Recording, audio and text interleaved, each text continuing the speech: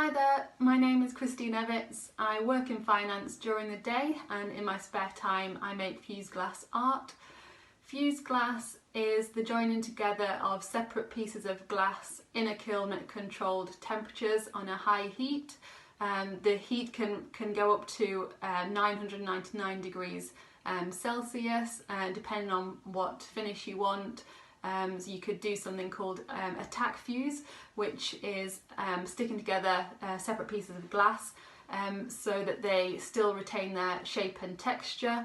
So that's at a lower temperature. Or you can do something called a full fuse, where the temperature is higher and they kind of melt together into a smooth piece. The glass that I use comes from a place called Bullseye Glass in the US. And it comes in many different forms.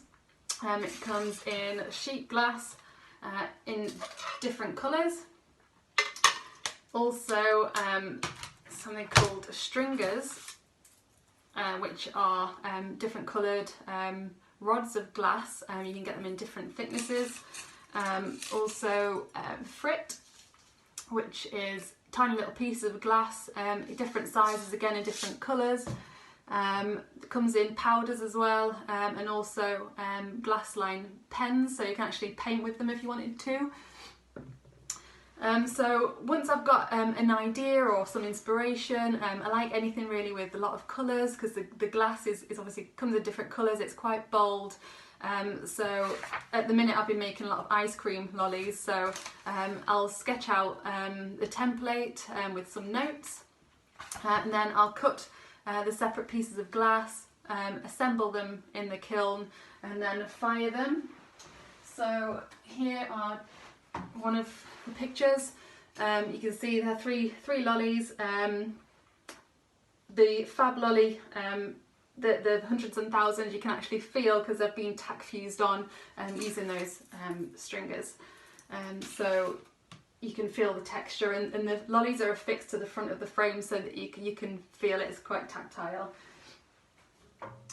Something else I've done is jelly babies. Now these are made using powders, using a technique called freeze and fuse.